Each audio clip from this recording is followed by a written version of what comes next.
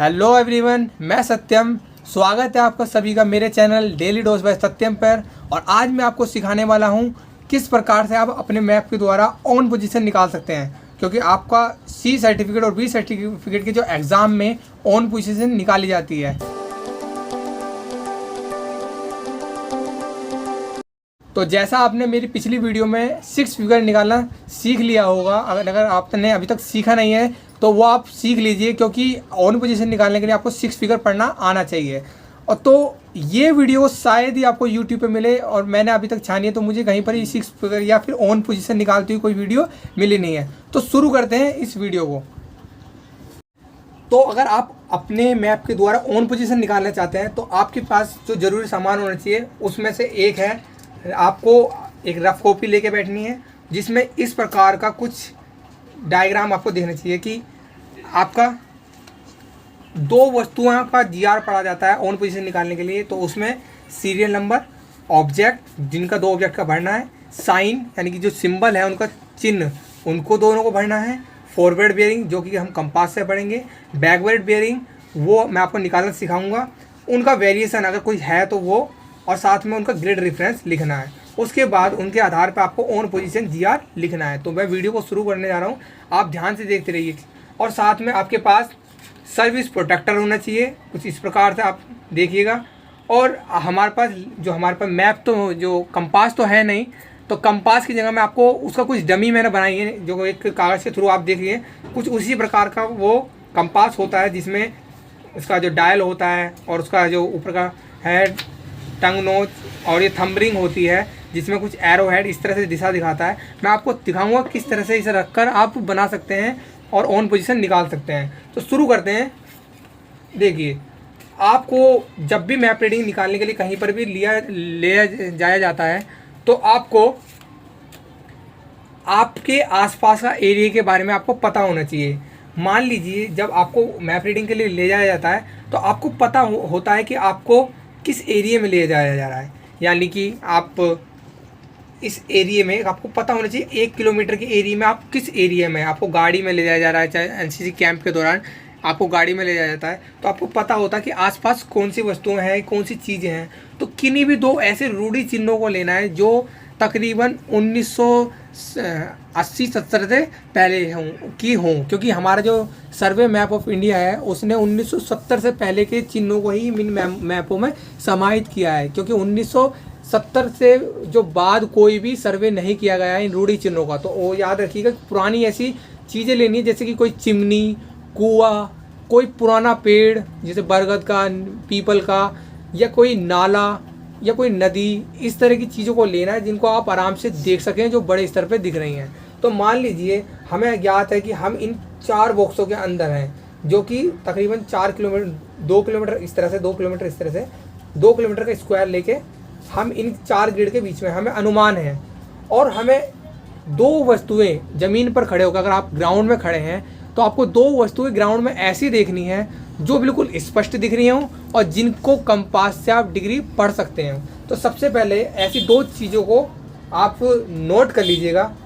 मान लीजिए मैं इस ग्रिड में हूँ और मुझे एक ये,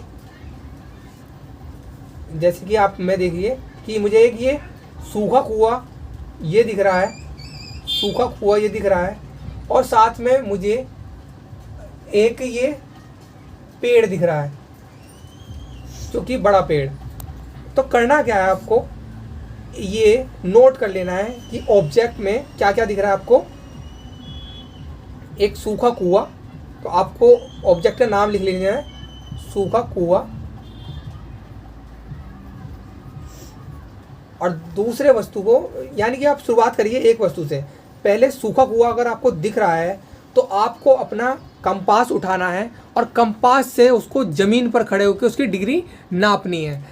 और जो वस्तुएं 2 आप ज़मीन पर ले रहे हैं उनको याद रखिएगा कि दोनों जो वस्तुएं हैं उनके बीच में करीबन 30 डिग्री से ज़्यादा का अंतर हो, क्योंकि पास करने से आपको थोड़ा दिक्कत हो सकती है उनकी जीआर निकालने में। तो आपको वस्तु के बीच में जो डिग्री है तकरीबन 30 डिग्री से ज़्यादा का उनके बीच में अंतर हो। मैंने वस्तु मान ली कि ये कुआं, जो सूखा कुआं मुझे दिख रहा है तकरीबन 1 किलोमीटर दूर, तो मैं क्या करता हूँ, उस सूखे कुएं की कंपास से डिग्री पढ़ लेता हूँ। पहले मैं साइन बना लेता हूँ, सूखा कुआ ये रहा। उसके बाद मैं उसके फॉरवर्ड बेयरिंग जो होती है वो कंपास के जो द्वारा निकाली हुई डिग्री होती है उसको लिख लेता हूँ ग्राउंड पर। तो ग्राउंड पर लिखने के लिए आपको अपना कंपास उठाना है, उसकी डिग्री पढ़ लें। मान लीजिए जैसे कि आप देख पा रहे हैं कि ये जो कुआं है तकरीबन, मैं अगर कंपास से पढ़ा जाएगा तो ये तकरीबन 300 डिग्री के आसपास आएगा। मैं इसे मान लेता हूँ ये 300 डिग्री है अगर आप कंपास से पढ़ेंगे। उसके बाद अगर आप देखते हैं दूसरी वस्तु, तो दूसरी वस्तु एक पेड़ है, तो मैं यहाँ पर लिख लेता हूँ पेड़ और उसका साइन बना लेता हूँ। जब इस पेड़ का सिंबल बना लेते हैं आप, उसके बाद आपको इस पर डिग्री पढ़नी है। अगर आप इसकी ज़मीन पर डिग्री पढ़ते हैं तो तकरीबन ये डिग्री आ जाएगी, तकरीबन 30 डिग्री के आसपास ये आ जाएगी। तो आपको इसको नोट कर लेना है। अब आपको करना क्या है, फॉरवर्ड बेयरिंग के बाद आपको बैकवर्ड बेयरिंग निकालने के लिए एक प्रोसेस होता है कि जब भी बैकवर्ड बेयरिंग निकालते हैं, अगर फॉरवर्ड बेयरिंग का मान 180 से कम है, यानी 180 से कम है, तो उसमें 180 जोड़ना है। और 180 से अधिक है, अगर 180 से अधिक है तो 180 घटाना है। तो याद रखिएगा, अगर 180 से कम है तो 180 जोड़ना है, 180 से अधिक है तो 180 घटाना है। अब देखिए फॉरवर्ड बेयरिंग 300 है, यानी कि 180 से अधिक है, तो इसमें से 180 घटा देंगे। अगर मैं इसमें से 180 घटाऊंगा तो बचेगा 120, जो कि हमारा बैकवर्ड बेयरिंग होगा। अब पेड़ की जो फॉरवर्ड बेयरिंग है वो 30 डिग्री है, यानी 180 से कम है, तो इसमें 180 प्लस कर देंगे। अगर इसमें 180 प्लस करेंगे तो ये हो जाएगा 210। ये हो गई बैकवर्ड बेयरिंग। अगर वेरिएशन का मतलब ये है कि कुछ क्षेत्र होते हैं उनमें मैप में जो डिग्री होती है और जो मैग्नेट से, यानी हम अपने कंपास से जो डिग्री पढ़ते हैं मैग्नेटिक नॉर्थ, उन दोनों में कुछ अंतर होता है, उसी को वेरिएशन कहते हैं। और ये अंतर कुछ ही जगहों पर होता है, जो 1-2 डिग्री का होता है या मैक्सिमम 5 डिग्री का पाया जाता है। तो अगर आपका जो इंस्ट्रक्टर बताता है आपको कि कोई 5 डिग्री का वेरिएशन है, तो आपको पूछना है कि प्लस में है या माइनस में है। अगर वो कहता है 5 डिग्री प्लस में है तो आपको इसमें 105 प्लस करके आपको लिख देना है दोनों में। ये आपकी बैकवर्ड बेयरिंग आ जाएगी वेरिएशन सहित। अगर वो कहते हैं माइनस में तो आपको 120 में से 5 घटाकर 115 डिग्री लिख देना है। अब आपको उन वस्तुओं की ग्रिड रेफरेंस पढ़ना है।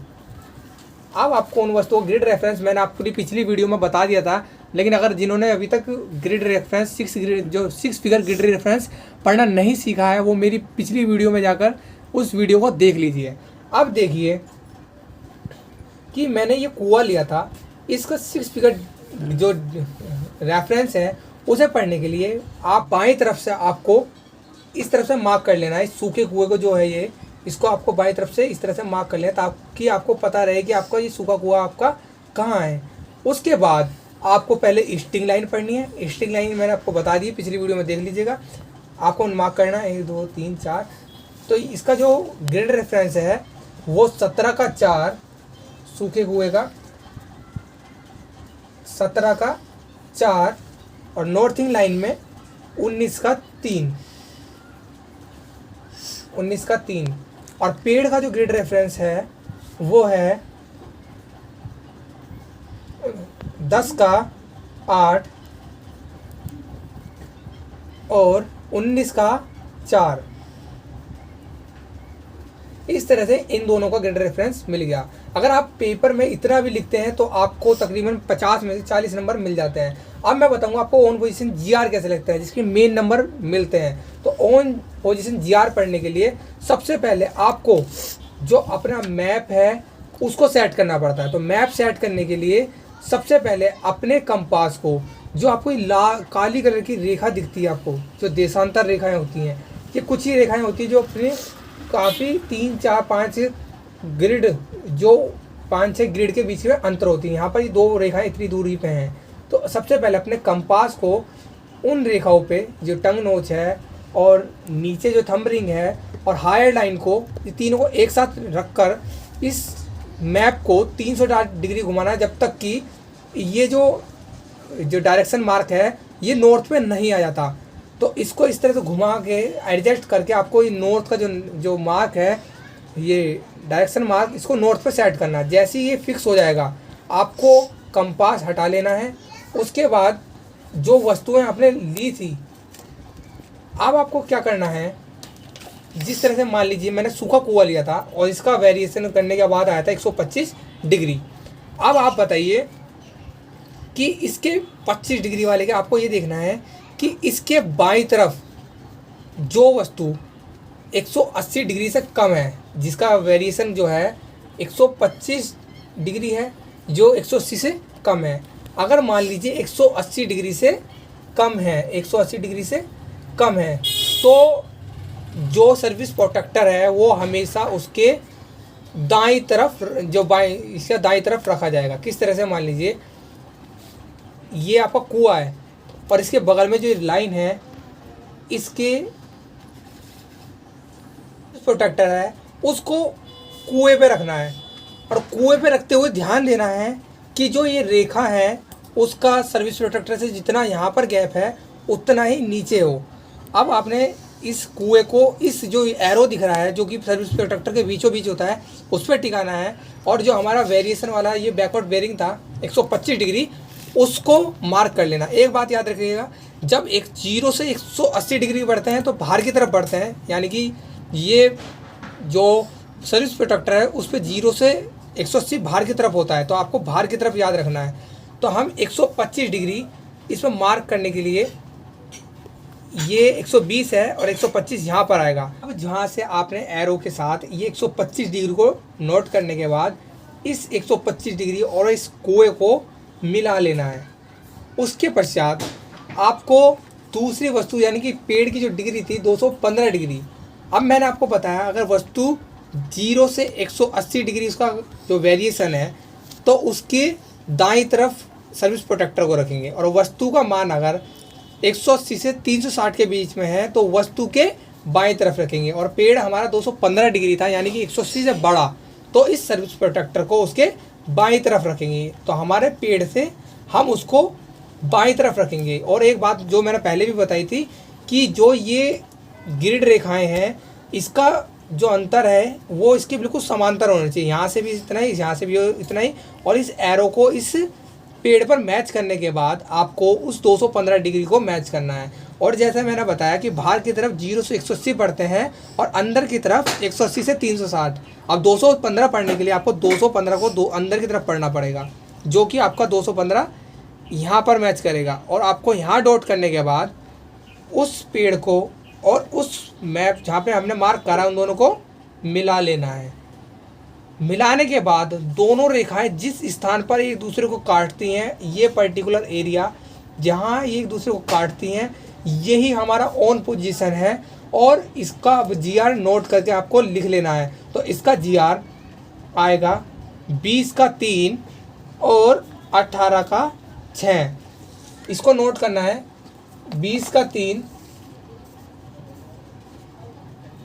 18 का 6। ये आपका ऑन पोजीशन GR निकल गया। अगर आपको कोई भी प्रॉब्लम इसमें समझने में आती है तो आप मुझसे कमेंट करके पूछ लीजिएगा। ये पूरी वीडियो ख़त्म हुई। जिन लोगों ने अभी तक मेरे इस वीडियो को शेयर नहीं करा उसे शेयर कर दीजिए, ताकि सभी लोग अच्छी तरह से समझ पाएँ कि किस तरह से मैप रीडिंग की जाती है। क्योंकि कोई वीडियो शायद ही होगी यूट्यूब पे जो अभी तक गिरी हो, जो कि कंप्लीट प्रोसेस मैंने आपको बताया।